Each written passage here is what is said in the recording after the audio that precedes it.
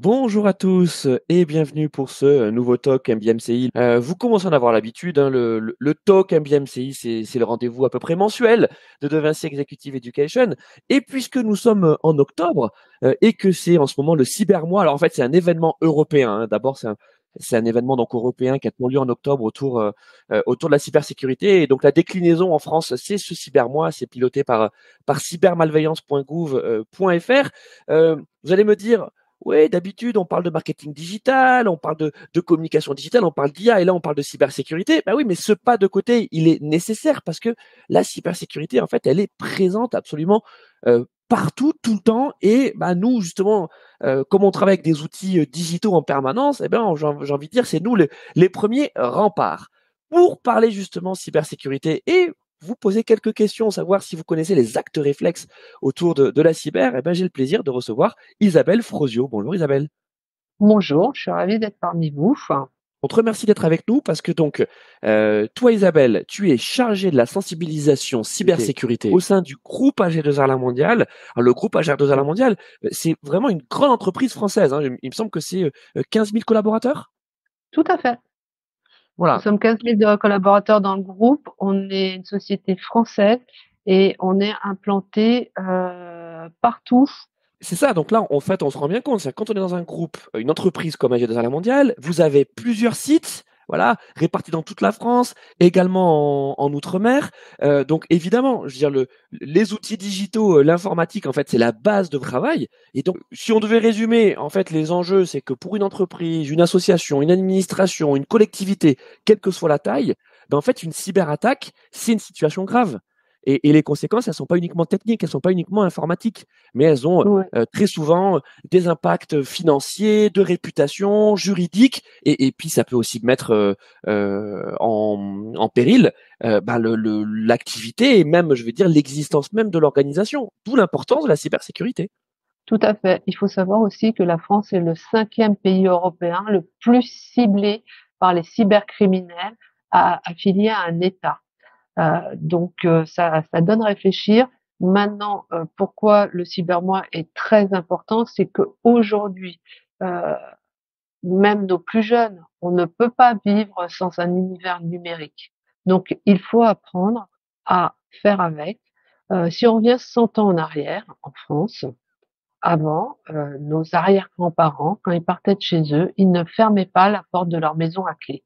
Aujourd'hui, c'est inconcevable. Donc, on transpose dans l'univers numérique. Eh bien, aujourd'hui, les cambrioleurs que nous avons aux portes de nos maisons, nous le retrouverons dans l'espace numérique. Et il faut s'en prémunir et il faut avoir des bonnes pratiques aussi pour ce faire. Bon, Isabelle, je crois que tu nous fais la parfaite transition. Donc, je pense que vous avez bien compris avec cette introduction avec Isabelle l'importance de la cybersécurité. Et donc, on s'est dit qu'à l'occasion de ce talk MBMCI, eh ben, on allait un peu vous tester. Voilà, c'est Isabelle d'ailleurs qui s'est proposé de le faire, comme elle le fait avec les collaborateurs du groupe AG2R La Mondiale. Parce que, en fait, toi, ton travail avec ton équipe, c'est aussi de faire beaucoup de répétitions, beaucoup d'exercices, parce que finalement, cette cybersécurité, ça se passe dans le quotidien. Tout à fait. Alors, Alors, vas-y, tu nous as préparé un petit quiz. oui, oui, oui, je vous ai pas préparé un petit quiz, donc je vais vous demander de répondre dans le chat. Et puis, Louis, si tu veux bien, tu me donneras les réponses du chat. Euh, Avec plaisir. voilà. Donc aujourd'hui, voilà, le petit programme, hein, c'est vraiment les ateliers que je conçois pour nos collaborateurs. Il faut que ça soit ludique, il faut qu'il y ait des quiz, des petites vidéos et tout ça pour acquérir les bons gestes qui nous sauvent en cybersécurité. Donc déjà, à votre avis, quelles sont les bonnes pratiques en matière de cybersécurité? Donc n'hésitez Mhm. pas à partager. Alors, je vois dans le chat, mot de passe. On a déjà un premier mot, le mot de passe. Alors, j'imagine que le mot de passe, c'est la complexité du mot de passe. C'est peut-être ça, hein, qu'on voulait nous dire, complexité du mot de Ouais. passe. On a également pare-feu. Voilà, ah, je vois on a des connaisseurs, hein, pendant ce talk. Donc pare-feu, là, on est plutôt effectivement sur la solution technique. C'est ça. hein, c'est bien. Hem, Phishing, on a un troisième mot, phishing. Donc ah voilà, oui, ça c'est alors le mot de passe, hameçonnage. phishing ou hameçonnage en français, tout à fait. Ne pas cliquer sur n'importe quoi, tout à fait. Donc oui, oui et puis nous allons voir aussi à la fin, quelques bonnes pratiques sur le phishing parce que c'est vraiment le nerf de la guerre. Tout de suite pour venir Donc ils sur un sont mot plutôt bons, Isabelle, ils sont oui, plutôt bons là pour ce ah oui, oui, premier. oui, non, non, c'est bien, hein, franchement, merci à vous. Les mots de passe, au niveau des caractères, nous allons en discuter aussi parce que, c'est aussi quelque chose qui est très, très important. Alors, dans un groupe comme AG2R La Mondiale, je vous cite en exemple, hein, quel est le Bien sûr. pourcentage de cyberattaques identifiées et remontées par les collaborateurs ou les clients? À votre avis, est-ce que c'est 20%, 40%, 60% ou 80%? Mmh. Donc on vous rappelle, hein, Là, Jeux de la mondiale, 15 000 collaborateurs, des sites un peu partout en France. Et donc quel est le pourcentage de cyberattaques identifiées ou remontées par les collaborateurs ou les clients? 20%, 40%, 60%, 80%. Alors on a des premières réponses. Alors on nous dit 20, 40. On a un 80. On a quelqu'un qui nous dit 80%. mmh, ça serait bien. Et la réponse alors, Isabelle? La réponse, écoutez, c'est 60%. 60%, bien évidemment, sont montés par rapport à nos collaborateurs. Alors, il faut savoir que dans une entreprise, en général, 40% des attaques, ce sont les outils qui travaillent. Quand vous travaillez en société, bien évidemment, on a des outils qui déjà euh, font, il y a les pare-feux, il y a le VPN, et puis il y a des outils par rapport à nos boîtes mail qui aussi hop, trient et enlèvent un certain nombre de mails assez suspects, on va dire, ou les tentatives de phishing. Donc, Donc ça veut dire que ça, en fait, Isabelle, ça, en fait, on le voit pas. Quand tu dis on ne le 40%, voit pas, c'est on le voit transparent. pas. Mais par contre, pourquoi la sensibilisation à la cybersécurité est très importante? C'est parce que le facteur humain, la première ligne, le premier rempart contre les cybercriminels, nous on aime bien les appeler les cyberpirates parce que c'est un peu plus joli comme terme, c'est l'être humain. Donc, bien évidemment, et puis c'est une bataille de tous les jours et nous sommes tous concernés. Donc, il faut que chaque collaborateur, chaque personne apporte sa pierre à l'édifice, mais il n'y a pas que dans la vie professionnelle, parce que tous les bons gestes qu'on applique dans la vie professionnelle, on les transpose dans sa vie personnelle, parce que personnel, tout le monde a une tablette, un smartphone, euh, peut-être un autre PC, et puis il faut les inculquer à nos aînés, il faut penser à nos seniors, et puis à nos jeunes, ceux qui rentrent en sixième, qui viennent d'avoir leur premier smartphone, il faut aussi qu'ils commencent à apprendre les bonnes règles parce que il faut pas qu'ils soient victimes, par exemple, de cyberharcèlement. Et il y a des choses comme ça. Il y a les deepfakes aussi, où il faut faire très attention, la désinformation. Donc, nous avons maintenant toute une vie numérique et il faut apprendre les codes de cette vie numérique. Il faut vraiment faire attention pour ne pas être en face de personnes malveillantes et apprendre les bonnes pratiques. Alors, ce que tu disais, Isabelle, sur, c'est vrai que le continuum entre la vie professionnelle et la vie personnelle, bah, se retrouve souvent pour les petites organisations où, en fait, tu reçois tes mails professionnels sur ton smartphone personnel. Tu vois, donc en fait, déjà, techniquement, cette frontière, elle n'existe plus. Oui, mais alors j'ai passé à l'autre question, mais je vous en parlerai plus tard. La frontière, il faut bien la différencier. Oui, on peut loger les outils quand on travaille dans l'environnement Google, si on travaille sur l'environnement Microsoft, sur notre smartphone personnel. Mais il faut savoir que cet environnement, quand même, est verrouillé. Ce qu'il faut absolument pas mélanger, c'est recevoir des mails personnels sur une adresse de boîte mail professionnelle et inversement. Il faut vraiment séparer les deux vies. Que ça soit aussi bien dans la gestion de ses mots de passe, il faut vraiment mettre une barrière.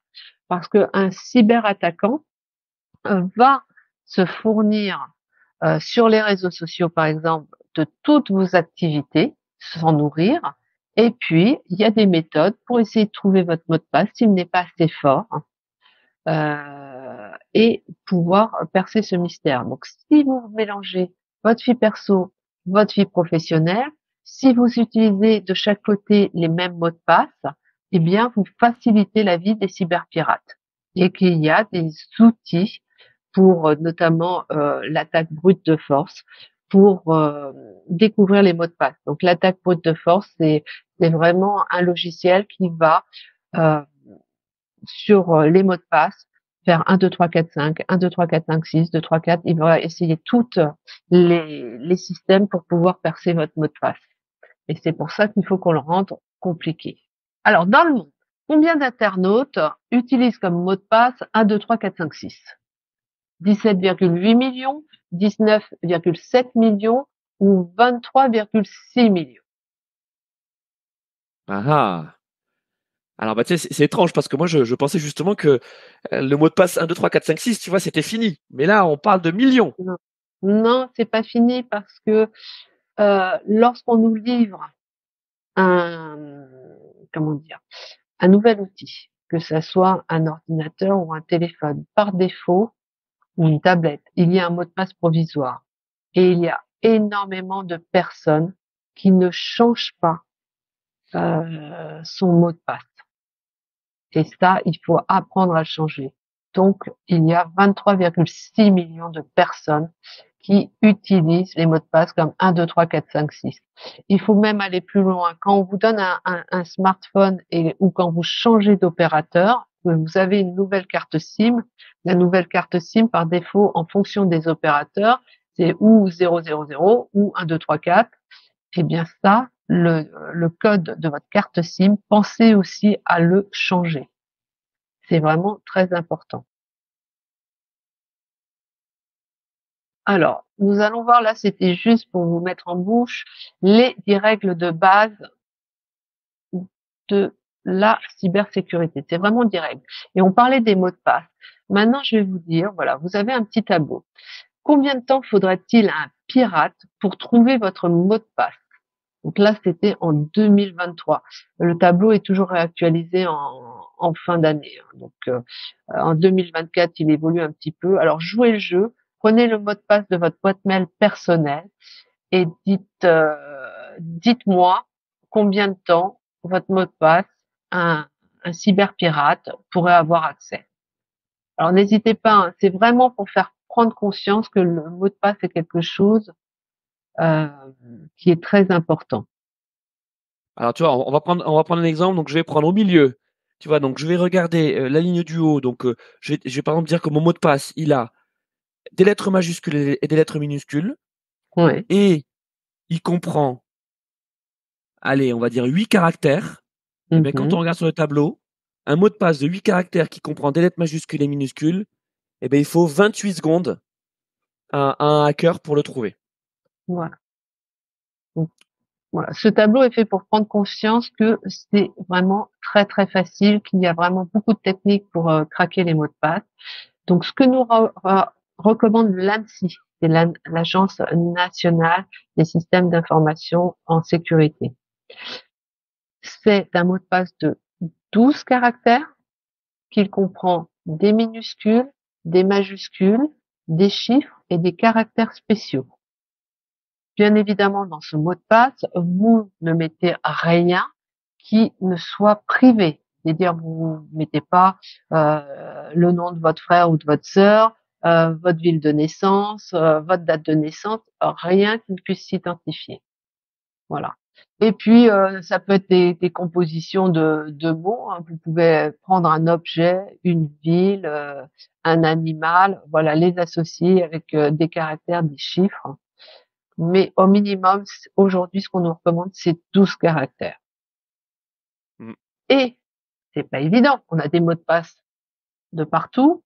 Il y a une petite astuce, c'est l'astuce de la passe-phrase. Je vous ai mis un exemple. C'est aujourd'hui, j'ai acheté 8 CD pour 100 € cet après-midi. Donc, ça se traduit avec un G pour j'ai, H un H majuscule, HT, donc c'est H majuscule et un T majuscule. 8, vous l'écrivez en chiffre 8. CD, vous le laissez en lettres C et D. Pour 100 €, vous mettez le pourcentage, ça vous fait votre caractère spécial, avec euro en caractère spécial. Cet après-midi, le chiffre 7 et AM. Ah, c'est malin. C'est-à-dire que on Là, voilà, reconstitue voilà, on reconstitue la phrase, mais quand ça donne un mot de passe, c'est vrai que ça n'a pas de sens. Et tout à fait. c'est des très Et bien, pas mal. vous pouvez mémoriser cette phrase et il y a que vous qui la connaissez. Et puis c'est phonétiquement, vous l'écrivez phonétiquement. Donc voilà une petite astuce. Alors, Et puis attention, c'est l'astuce pour constituer le mot de passe, hein. Surtout, ne prenez tout à pas fait. cet exemple, hein. On vous dit pas de mettre comme mot de passe: «J'ai acheté, 8 CD pour 100 € cet après-midi». Non, non, surtout ne prenez pas in extenso ce mot de passe. Non, vous pouvez prendre. Vous avez tous un livre de chevet, un livre favori. Dedans, et ben, vous prenez une phrase qui vous interpelle. Je vous dis pas le titre parce que le titre c'est un peu trop facile.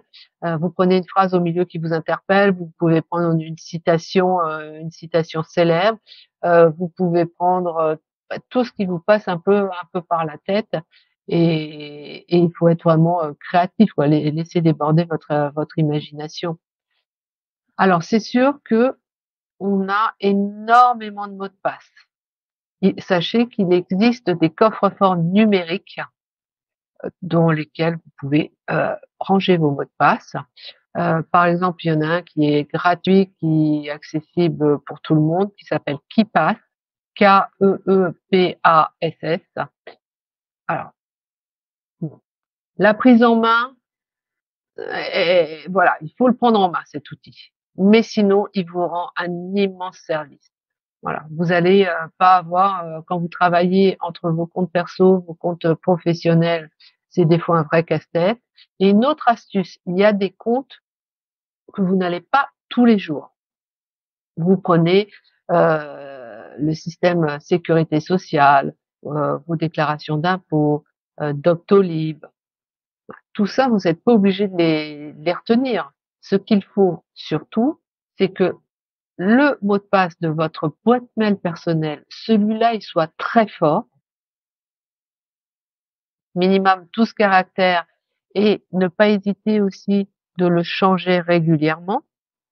Allez, tous les 3 ou 4 mois, hein, il faut quand même le régénérer. Et bah, moi, sur le site de la sécurité sociale, si j'ai fait une fois dans l'année, c'est tout. Eh bien, je tape, je dis j'ai oublié mon mot de passe. Donc, on vous renvoie un lien dans votre boîte mail où vous réinitialisez vos mots de passe. Donc, pour des sites où vous n'allez pas fréquemment, je vous conseille aussi cette petite astuce. La Alors ça, chose c'était pour les mots de importante, passe. voilà, Et c'est important de commencer en tout cas sur ces bonnes pratiques en matière de cybersécurité, de parler du mot de passe, parce que c'est le sésame, voilà. Mais tout à il n'y a fait. pas que ça, vous allez voir, Isabelle continue à vous dérouler les bonnes pratiques. Pour verrouiller votre PC, ce qui est très important puisque vous êtes étudiant, donc forcément vous travaillez dessus, la touche Windows L. Ça vous prend 2 secondes. Ne faites confiance à personne. Ce que vous avez dans votre ordinateur est confidentiel. Prenez l'habitude de toujours, dès que vous vous absentez, vous vous levez de votre siège, de verrouiller votre ordinateur. Windows L. 2 secondes. Voilà, c'est des touches qui peuvent sauver. Alors ça, c'était sur PC. Voilà. Effectivement, donc cette touche Windows L. Sur Mac, ça existe aussi. Alors, c'est un peu plus compliqué. Sur Mac, c'est Contrôle, Commande et Q pour verrouiller l'écran et pour se déconnecter de son compte utilisateur. Donc, ça va revenir à l'endroit où ensuite vous rentrez dans votre session. C'est Maj, Commande et Q. Voilà, donc Isabelle a raison, hein, vraiment, vous partez ne serait-ce que même quelques minutes, hop, vous verrouillez votre ordinateur, comme ça au moins vous êtes Mmh. tranquille. Il faut aussi, alors, sauvegarder ces données régulièrement. En entreprise, nous travaillons avec les outils Microsoft. Donc, nous avons un OneDrive qui sauvegarde nos données systématiquement et les fichiers partagés, on utilise des SharePoint, c'est sauvegardé. Par contre, sur un ordinateur personnel, il faut les sauvegarder puisque vous imaginez que voilà votre ordinateur, votre tablette vous lâche. Euh, Parfois, vous ne pouvez pas récupérer vos données et tous vos travaux, notamment pour votre MBA, si tous vos travaux, vos rendus sont perdus pour votre soutenance en fin d'année, après vous n'avez que vos yeux pour pleurer parce que vous imaginez que la veille de votre examen, vous perdez votre présentation, ben, vous pouvez pas vous présenter sans, hein. C'est compliqué. Donc, pensez à sauvegarder régulièrement. Donc, soit vous avez un espace dans le cloud qui est personnel, vous pouvez mettre vos données, soit vous avez comment dire des lecteurs qui se rajoutent. Il y a plusieurs choses. Donc, à vous de trouver la bonne utilité. Alors, je vais vous projeter la première vidéo.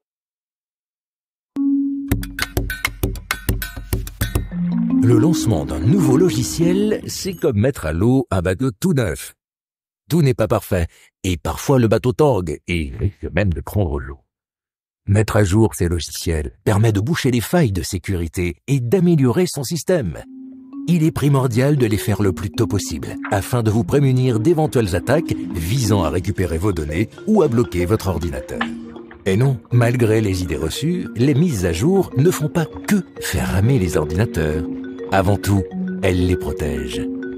Pensez aussi à mettre à jour vos téléphones et vos tablettes. Assistance et conseils pour votre sécurité numérique sur cybermalveillance.gouv.fr. Voilà, je vous laisse afficher, voilà, l'explication est très claire. Je vous laisse afficher le site parce que c'est vraiment le site fait par le gouvernement français. Vous allez y retrouver plein d'astuces, de bonnes pratiques, que vous soyez, comment dire, à titre individuel, à titre société, à titre des collectivités. Vous rencontrez vraiment tous les cas dedans. Vous pouvez même faire des tests dessus. Et actuellement, comme c'est le cas du Cybermois, il y a un quiz Cyber Family Famille où vous pouvez gagner des lots. Voilà, vous avez un petit fascicule avant pour vous entraîner et puis après, allez-y, amusez-vous, euh, rentrez, voilà. Oui, c'est vrai que là, on est en train de parler de et à titre professionnel, hein, et donc justement Isabelle nous partage son expérience et ce qu'elle fait au sein de l'entreprise pour laquelle elle travaille à G2R Mondiale. Mais c'est aussi, enfin, quelque chose que vous pouvez faire en famille et justement dans cybermalveillance.gouv.fr, c'est pas uniquement pour les entreprises et les professionnels, c'est aussi pour les particuliers. Et vous avez un fascicule qui s'appelle le Cyber Guide pour les familles, qui est vraiment très bien fait. Et là, pour le Cybermois, ils ont fait un quiz très sympa. Isabelle vous l'a dit. Et tu as raison, il y a quelques lots. Voilà, il y a quelques lots à gagner. Non, on le fait pas pour gagner les lots. Mais bon, voilà. C'est Ouais, c'est l'occasion. toujours amusant, c'est toujours bien de tenter sa chance. Si en plus on peut gagner quelque chose, moi je trouve que c'est sympa. Exactement. Donc, le quatrième conseil, c'est faire ces mises à jour régulièrement. Tout à fait. Et tous ces appareils, hein, les smartphones aussi, dès qu'on vous demande une mise à jour, voilà, c'est fait aussi pour euh, éviter certaines vulnérabilités qui ont été détectées. C'est vraiment très très important. Donc il faut aussi le cinquième conseil, c'est se protéger des virus et d'autres logiciels malveillants. Donc forcément, j'espère que vous avez un antivirus sur vos PC. Voilà, c'est important, et un pare-feu. Et il faut vraiment bien les faire configurer. Alors c'est vrai qu'à titre individuel, on sait pas trop comment faire, mais voilà. Quand vous en achetez un, vous en acquérez un, il faut demander conseil. Et puis je suis sûre que dans votre entourage, vous avez toujours quelqu'un qui s'y connaît un peu plus en informatique que vous, et vous pouvez demander conseil. Surtout, n'hésitez pas, c'est vraiment très très important.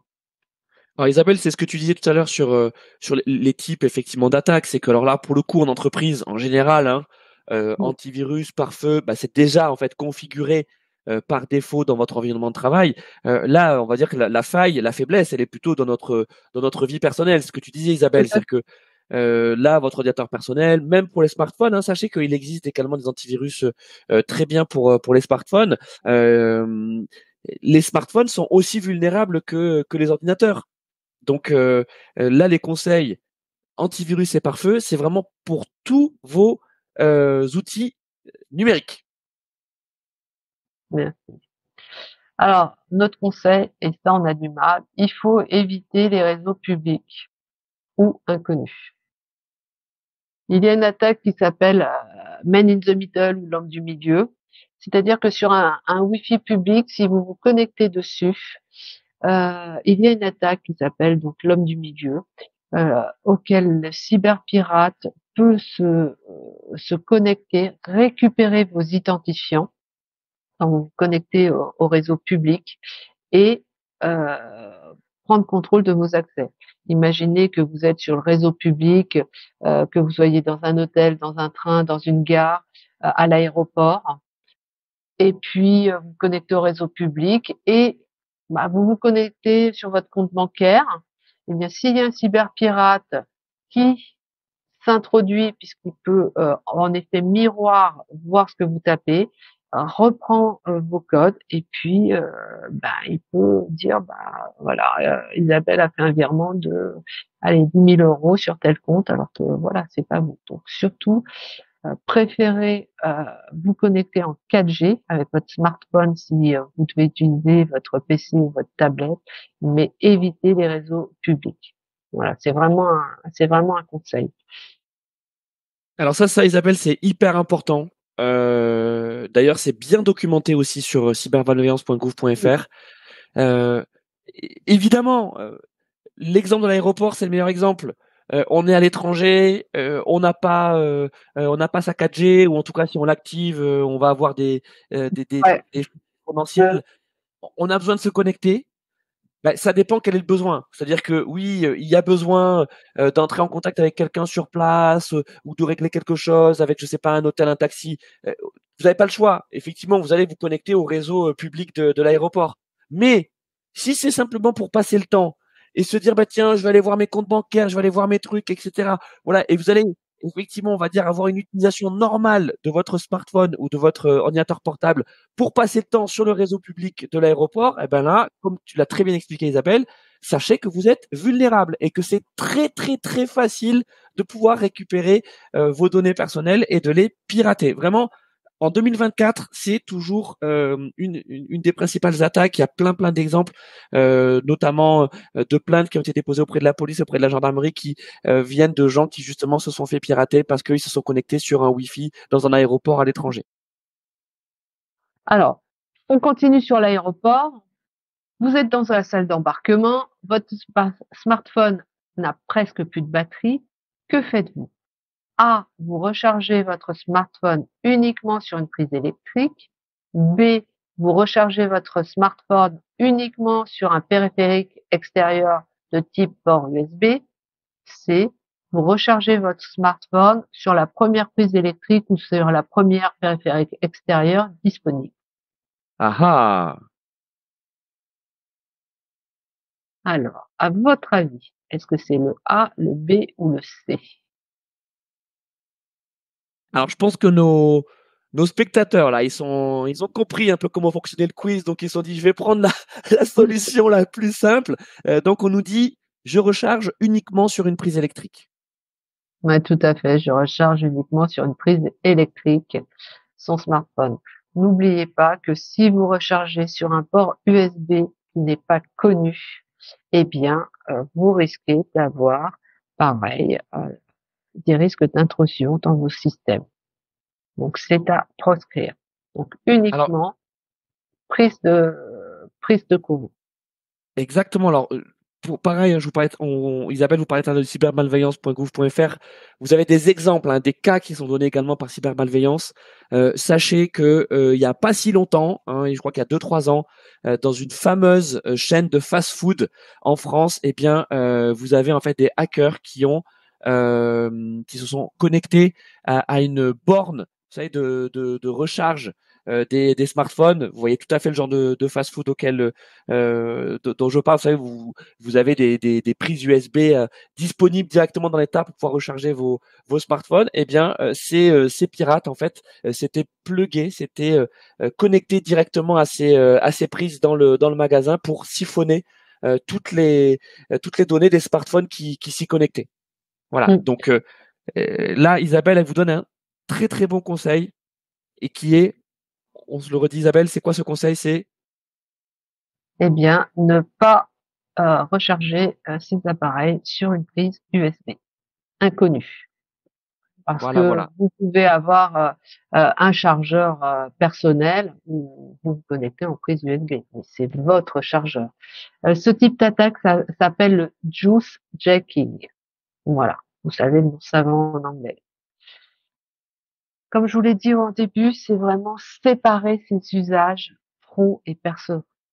Donc, vous n'êtes pas ceux qui sont en alternance ont déjà une vie professionnelle. Ceux qui vont y rentrer, faire bien attention, mettez une frontière la plus euh, solide possible entre votre vie professionnelle et votre vie personnelle dans votre vie numérique. Même si c'est pas facile, hein, on le sait que c'est pas facile parce que on a les mêmes outils et évidemment, enfin, je dis c'est pas facile, c'est que spontanément en fait, on va toujours prendre la solution la plus pratique, la plus rapide.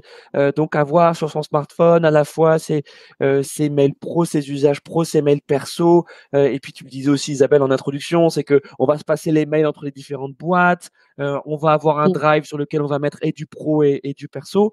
Oui, effectivement, c'est pratique. Mais derrière, eh bien, on augmente le risque d'exposition. Tout à fait. Je vais vous passer une seconde vidéo un peu humoristique. C'est une société française qui est dans ses campagnes qui l'a construite et je trouve qu'elle est vraiment très bien faite.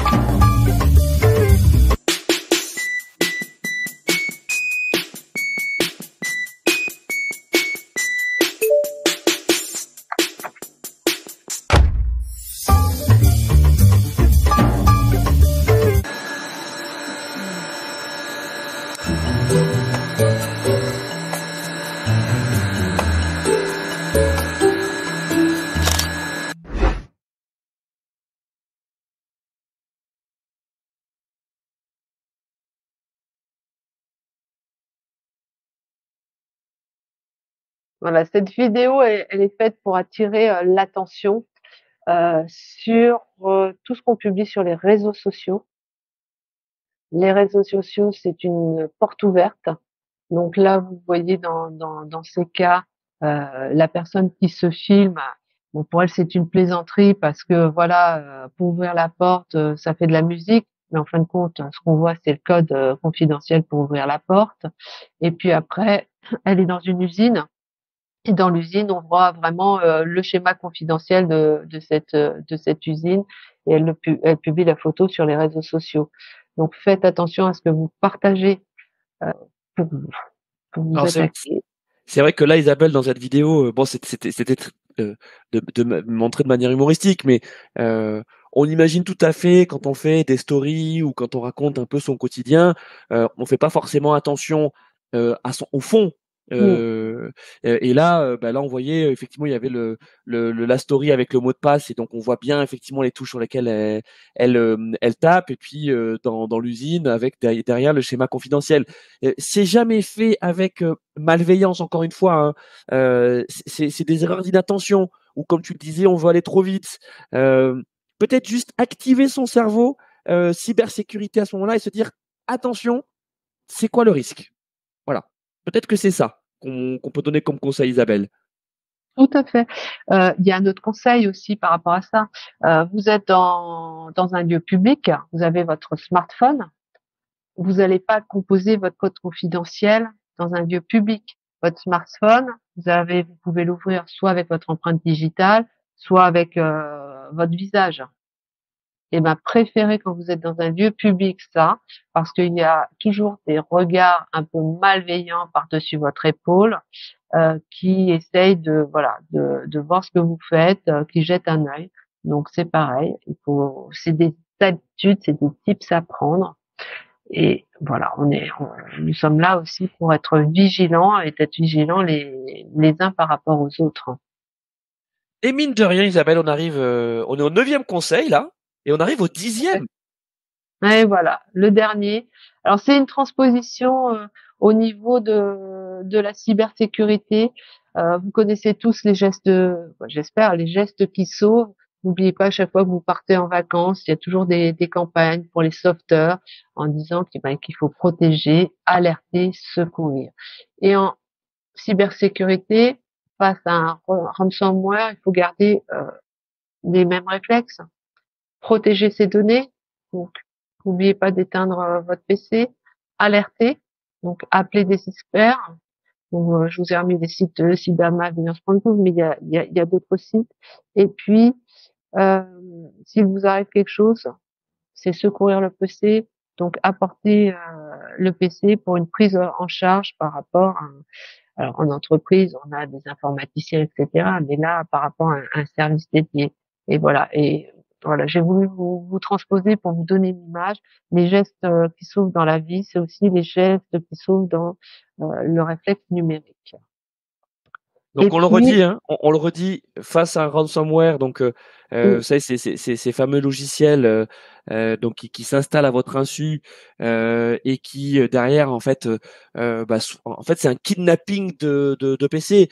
Soit vous pouvez plus rien faire et on va vous dire bah oui il faut que vous appeliez ce numéro ou que vous versiez tant d'euros pour débloquer votre ordinateur, sachant que ça n'arrive jamais. Hein. Voilà, hein, c'est que en fait vous mettez le doigt dans un engrenage. Numéro un, protégez votre PC en l'éteignant. Voilà, on l'éteint.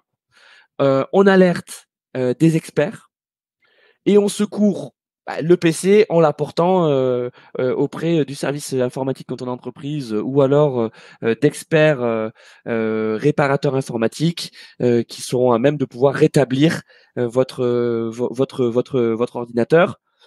En général, ce qu'ils vont faire, c'est qu'ils vont tout effacer et vont tout réinstaller. D'où l'importance du conseil précédemment donné, Isabelle, qui est sauvegarder régulièrement vos données. tout à fait. Un petit focus spécial aussi sur ce qu'on appelle le phishing, parce que franchement, les principales attaques concernent le phishing. Voilà. Alors, petite question. À vous, qu'est-ce que c'est que le phishing? Une partie de pêche entre amis, une technique qui consiste à faire croire à la victime qu'elle s'adresse à un tiers de confiance, une technique incitant les destinataires ciblés à cliquer sur un lien dans le but de recueillir des informations privées ou de télécharger des programmes malveillants sur un smartphone. Il y a un petit piège. Eh oui. Donc là, on imagine que sur ces 3 réponses, effectivement, la partie de pêche entre amis, vous avez bien compris que c'était la blague. Mais entre la deuxième proposition et la troisième, ouais. Est-ce que c'est une technique consistant à faire croire à la victime qu'elle s'adresse à un tiers de confiance ou est-ce que c'est une technique qui incite les destinataires ciblés à cliquer sur un lien? Alors, qu'est-ce qu'on nous dit dans le chat? Dans le chat, on nous dit option C. Voilà, c'est le lien. Alors, dis-nous, Eh Isabelle, bien, quelle est la bonne réponse? l'astuce, c'est pas l'option C. Parce que on parle de phishing. C'est la B, mais ça se ressemble. La C, je vous ai précisé sur un smartphone. Un smartphone, ça s'appelle un smishing. Voilà. Ah, donc là, on est sur du terme de cybersécurité, là. Tout à fait. C'est pour ça que je vous ai quand même annoncé que c'était un petit piège. Alors, phishing. Alors, les bonnes pratiques, hein, c'est un peu. Le phishing, lorsque vous recevez un mail. Si on vous promet un jackpot, il faut toujours éviter ce qui est trop beau pour être vrai. Hein. Par SMS, c'est pareil. Si on vous dit vous avez gagné 500 euros, merci de bien vouloir mettre vos coordonnées, euh, c'est un peu voilà, c'est un peu suspect. Mais Isabelle, encore aujourd'hui, toi, j'ai l'impression que toi, dans le phishing, ou en tout cas le smishing, puisque c'est la version smartphone, tu viens de nous apprendre le mot, Isabelle. Mais est-ce que tu vois ces trucs de tombola, de vous avez gagné, ça marche encore ça aujourd'hui? Ça marche encore. Et surtout, alors, on reviendra à cette fiche sur le smartphone. Voilà, je vous ai mis des exemples ici de ce que vous pouvez recevoir. Soit c'est Chronopost, les plus courants. Un Chronopost qui vous dit que vous avez une livraison que votre colis va être livré, on vous demande de cliquer ici. Moi, j'en reçois souvent et j'ai rien commandé. Crédit Agricole, votre compte a été bloqué par notre service. Merci de vouloir le réinitialiser. Ben non, il n'y a aucun institut, aucun organisme bancaire qui va vous demander de réinitialiser en ligne votre compte. Vous avez pas à communiquer vos numéros. N'oubliez pas l'assurance maladie, c'est pareil, qui vous demande de remettre vos contacts. Donc, quand vous recevez ça par téléphone, surtout ne cliquez jamais sur les liens. Allez directement sur le site où vous avez votre compte bancaire, sur le site d'amélie.fr, ou sur votre compte Netflix directement. Et là, vous allez pouvoir introduire les choses. Ou vous appelez directement, si c'est la banque, votre conseiller bancaire. Mais ne répondez jamais à ces liens. C'est vraiment très, très important. Il faut rompre la chaîne. Donc voilà. Donc les demandes suspects, voilà. Comme je vous disais, aucun organisme n'a le droit de demander le code de votre carte bleue, vos codes d'accès ou vos mots de passe. Alors que ça soit sur votre carte bleue, c'est le plus flagrant, mais si vous êtes en ligne ou si vous recevez quelque chose de la sécurité sociale, c'est pareil. Dans les phishing, les mails que vous recevez, effectivement, on avance. Les erreurs d'orthographe, il y en a de moins en moins, puisque c'est l'intelligence artificielle, bien sûr, elle nous sert au quotidien, mais elle sert aussi beaucoup aux cyberpirates. Donc maintenant, on va plutôt être sur de la syntaxe approximative. Il faut faire attention aussi à des caractères. Voilà, on en est plutôt à ce niveau-là. Par rapport à l'orthographe, ça a été élevé d'un niveau. Ou alors, sur des mails bien précis, des fois, il subsiste du franglais qui ne doit pas exister. Donc, on ne clique jamais sans vérification sur un lien Internet. Le tips, quand vous avez dans un mail ou sur un smartphone, c'est un peu difficile. Sur un mail, vous passez votre souris juste sur le lien et vous voyez l'adresse mail complète s'afficher. Ça, c'est très important. Par rapport aussi aux envois de vos destinataires, quand vous recevez des mails, les gens, vous savez d'où ils viennent. Donc, vérifiez bien que le lien corresponde à la société, à l'institut. Est-ce que votre meilleur ami, il est bien sur yahoo.fr ou gmail.com? Voilà, vérifiez toutes ces petites terminaisons avant de le reconnaître. Et puis parfois aussi, un détail suffit. Par exemple, moi, je vais recevoir un mail de Louis Duroule. Eh bien, peut-être que son nom, dans l'orthographe, il y aura qu'un L. Je vais dire, tiens, c'est bizarre, il y a qu'un L. Non, il faut vraiment être vigilant. Donc, pas de précipitation quand vous ouvrez un mail. Prenez un petit peu de recul et regardez. Et puis, toujours dans un phishing, il y a vraiment une notion d'urgence. On essaye toujours de vous dire, il faut répondre sous 24 heures. Dans les smishing, moi, je me rappelle cet été, j'ai reçu un smishing comme quoi j'avais un PV par rapport à mon véhicule et qu'on m'ordonnait de bien vouloir verser la somme sous 48 heures parce que sinon ça allait tripler. Je me suis dit, déjà pour moi ce n'est pas possible puisque les voitures sont au nom de mon mari, donc je peux pas recevoir un mail. Donc voilà, moi je peux faire des infractions du code de la route, c'est pas moi qui prends. Je suis très prudente, mais voilà, il y a des choses comme ça dans votre quotidien où vous devez faire attention. Après, ouvrir un mail, en général, c'est sans risque. Ce qui est important, c'est de ne pas ouvrir les pièces jointes et de ne pas cliquer sur les liens sans réfléchir. C'est là où vous pouvez avoir des soucis. Voilà. Et là, Isabelle, c'est très important ce que tu dis, c'est que si vous ouvrez le mail dans votre messagerie, c'est-à-dire que si vous le lisez, si vous le consultez, il n'y a pas de risque. Voilà, donc c'est le clic suivant, c'est le clic d'après qui est risqué. Voilà. Et je dis dans la majorité des cas. Voilà. Dans la Mais majorité des cas, oui. oui, mais vous savez que maintenant sur les boîtes mail, le visuel, vous mettez les mails d'un côté et puis vous pouvez lire sans les ouvrir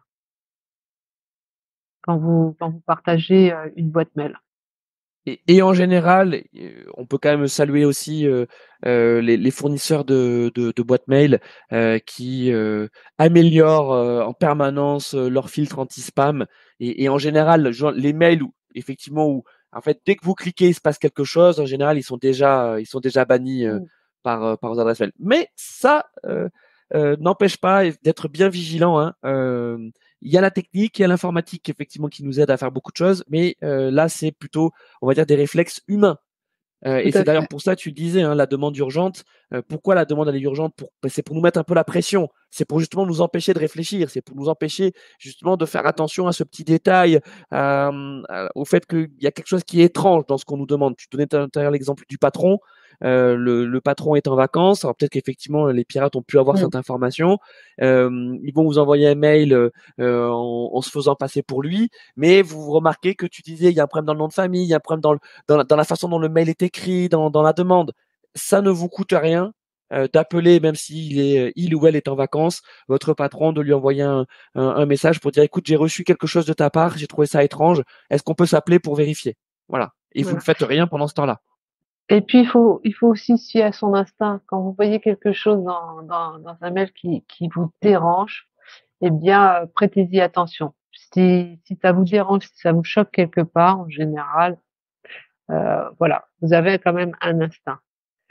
Donc on revient. Donc je vous ai parlé du smishing. Euh, alors pour plus les parents.